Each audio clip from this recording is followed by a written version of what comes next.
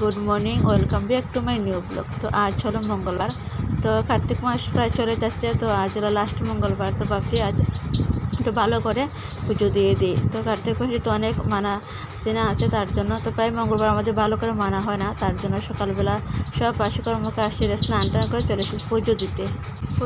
তো বেলপাতা, তুলসী পাতা সব ভালো করে ঠাকুরের চরণে দিয়ে, তো ফল আর মিষ্টি দিয়ে এখন ঠাকুরকে পুজো দিয়ে দেবো। তো যেহেতু সকালে কাজকর্ম তোমার দেখায়নি, অনেক কাজ ছিল সকালবেলা, তো তার জন্য দেখায়নি। ডাইরেক্ট তোমাদের পুজো থেকে শুরু করছি। তো প্লিজ আমার এই চ্যানেলটিকে সবাই সাবস্ক্রাইব করে নেবে এবং একটা লাইক কমেন্ট শেয়ার করে দিও। তো অনেকদিন পর আজ আরেকটা ভিডিও ছাড়ছে। অনেক ভিডিও করা আছে, তো এডিট করে ভয়েস ওভার দিয়ে অনেকটা দেরি হয়ে যায়। তো দু মেয়েকে নিয়ে পারা যায় না, ছোটো মেয়ে তো অনেক যন্ত্রণা করে, তার জন্য করা হয় না। তো ভিডিও করে রাখা হয়, তো এডিট করতে অনেক সমস্যা হয়ে যায়, তার জন্য তো একা সব ঘরের কাজকর্ম সেরে হয় না। তো আমার শাশুড়িমা যেহেতু আছেন, তার জন্য অনেকটা পরিমাণে সাহায্য হয়, তবুও আর কতটুকু করা যায় বলো।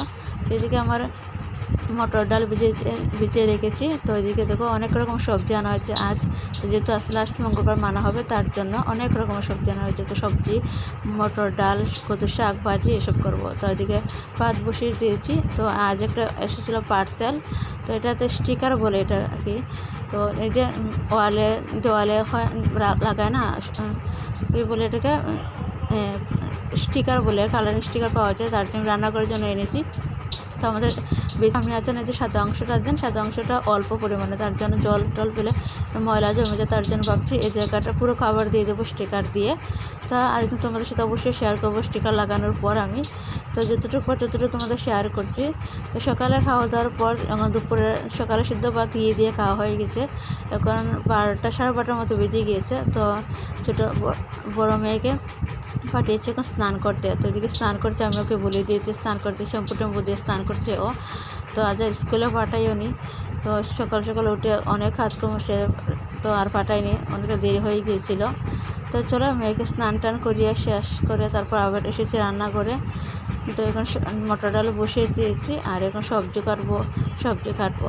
তো এদিকে ছোটো মেয়েকে আমার শাশুড়ি মা স্নান করে দিয়েছেন, তো মধ্যে দিকে আমি করে খাওয়া দিয়ে চলে এসেছি।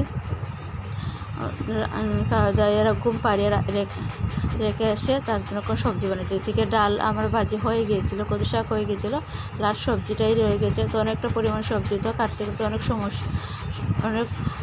সময় লাগছে। এদিকে আমার সব রান্নাবান্না শেষ। তো এক করে সব বাসনপত্র ধুয়ে মেজে নেব।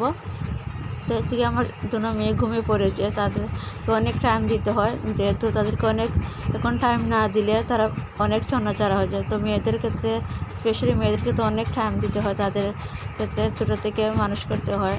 তো আমরা মা বাবা অনেক কষ্ট করে তো মানুষ করেছেন, আমরা বুঝি কীরকম করতে হয়। যেমন রান্না শেষ করে নিচ্ছে, এখন বাসনপত্র এখন কড়াই রয়ে গেছে। তো এদিকে দেখো সবজি কীরকম হয়েছে, লাস্টে ঘি অল্প পরিমাণে দিয়েছিলাম, তো খুব টেস্ট হয়েছিল খেতে। এদিকে কচু শাক করেছিলাম, আলু ভাজি আর মটর ডাল। তো আজ অনেক পরিমাণে টেস্ট লেগেছিলো খেতে, কী বলবো। তো অনেক দিন পর একটু ভালো নিরামিষ খেলাম। তো এদিকে বাইরে দেখো প্রচুর পরিমাণে রৌদ্র উঠে গিয়েছে, দেখো এখন বাজে 2:30টার মতো বেজে গিয়েছে। তো আমার রান্না কমপ্লিট হলো অক্ষণ। তো এখন যাবো ঘরে শেষ এখন, আর খেতে অনেকটা 4টা বেজে যাবে আমাদের। তো ঘরে আসার পর দেখো অনেক কাপড় জমিত, সকার কাপড় দিয়েছিলাম, তোমাদের দেখাইনি। তো এদিকে দেখো বড় মেয়ে ঘুমিয়েছে, স্নান টান করে অল্প পরিমাণে কিছু খেয়ে দিয়ে। তো এদিকে আমার ছোটো মেয়ে ঘুমিয়ে নিয়েছে। তো আমার শাশুড়ি মা টিভি দেখছেন এদিকে। তো আজ তোমাদের সাথে অতটুকুই ভিডিও শেয়ার করতে পেরেছি, আরেকটা নিউ ব্লগ নিয়ে তোমাদের হাজির হব। তো প্লিজ কেমন লাগলো প্লিজ কমেন্ট করে জানিও তোমরা। এদিকে দেখো আমার অনেক কাপড়, আর এদিকে দেখো শাশুড়ি মা টিভি দেখছেন বসে। তো এখন বাজে 3টার মতো বেজে গিয়েছে। তা আর এখন বাজে সন্ধ্যা হয়ে গিয়েছে।